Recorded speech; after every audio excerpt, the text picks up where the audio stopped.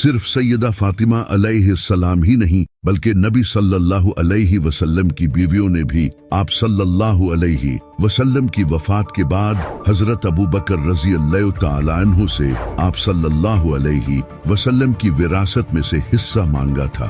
लेकिन उन्हें भी हजरत आयशा ने यही हदीस सुनाई, यानी कि नबी सल्लल्लाहु अलैहि वसल्लम की बीवियों को भी इस हदीस का कोई इल्म नहीं था। सैयदा फातिमा अलैहिस्सलाम के पास हजरत अबू बकर से ज्यादा इल्म था, क्योंकि वो नबी सल्लल्लाहु अलैहि वसल्लम के इल्म की वारिस थी। और अगर नबी सल्लल्लाहु अलैहि वसल्लम की वफात के बाद आपकी विरासत पर गरीबों का हक था, तो फिर सैयदा फातिमा अलैहिस्सलाम मांगती ही क्यों? सिर्फ सैयदा फातिमा अलैहिस्सलाम ही नहीं बल्कि इमाम अली अलैहिस्सलाम भी हजरत अबू बकर के इस फैसले से खुश नहीं थे। इसी वजह से आपने सैयदा फातिमा अलैहिस्सलाम की वफात पर इन्हें इसकी खबर नहीं दी। इमाम अली से बड़ा इल्म रखने वाला कौन हो सकता है? यहाँ तक कि इमाम अली अलैहिस्सलाम ने हजरत उमर से भी फदक की जमीन वापस मांगी, लेकिन उन्होंने भी देने से इनकार कर दिया। अगर उन्हें हजरत अबू बकर का फैसला मंजूर होता तो हजरत उमर से क्यों मांगते? और हजरत अबू बकर की इस हदीस के मुताबिक अनबिया की विरासत इनकी वफात के बाद गरीबों और मुस्किनों में बांट दी जाती है। लेकिन अगर कोई नबी वफात पाता है तो उसकी विरासत तकसीम किसे करनी चाहिए? ऑफ कोर्स उसकी औलाद को, क्योंकि नबी की औलाद ही तो उसका सक्सेसर होती है। जैसा कि हजरत याकूब अलैहिस्सलाम के सक्सेसर हजरत यूसुफ अलैहिस्सलाम थे, हजरत इब्राहिम अलैहिस्सलाम के सक्सेसर हजरत इस्माइल अलैहिस्सलाम थे, और हजरत दाऊद अलैहिस्सलाम के सक्सेसर हजरत सुलेमान अलैहिस्सलाम थे। इस हदीस के मुताबिक भी हजरत अबू बकर को ये प्रॉपर्टी सैयदा फातिमा अलैहिस्सलाम के हवाले कर देनी चाहिए थी।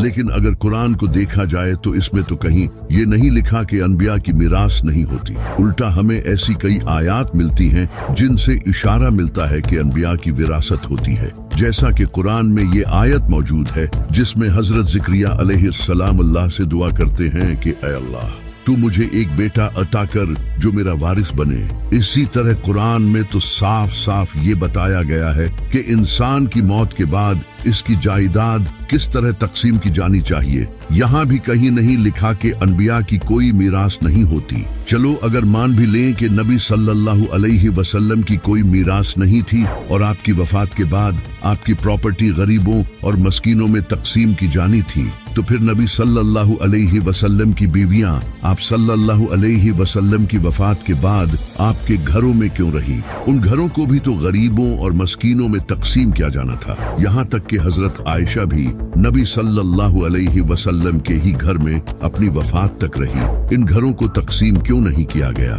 लेकिन आखिर फिर हजरत अबू बकर ने सैयदा फातिमा अलैहिस्सलाम को ये प्रॉपर्टी क्यों नहीं दी? एक्चुअली यहाँ हजरत अबू बकर रज़ी अल्लाह तआला अन्हु से गलती हुई थी, क्योंकि बहुत सी किताबों में ये लिखा है कि हजरत अबू बकर को विरासत के बारे में मालूम नहीं था। जैसा कि किताबुल अमवाल में हदीस मौजूद है कि हजरत अबू बकर ने कहा कि मुझे नबी सल्लल्लाहु अलैहि वसल्लम से इनकी खाला की विरासत के बारे में पूछना चाहिए था। इससे सिमिलर हदीस और भी बहुत सी किताबों में नकल की गई है। आप इनके रेफरेंसेस अपनी स्क्रीन पर देख सकते हो। इसके अलावा हजरत अबू बकर रज़ी अल्लाह तआला अन्हु ने अपनी जिंदगी में 500 हदीसों को खुद जलाया था, तो इससे साफ जाहिर होता है कि उनसे यहाँ गलती हुई है। लेकिन उन्होंने ये प्रॉपर्टी कोई अपने फायदे के लिए यूज नहीं की, बल्कि उन्होंने भी इस प्रॉपर्टी को नबी सल्लल्लाहु अलैहि वसल्लम की तरह गरीबों और मस्कीनों के लिए ही यूज किया था।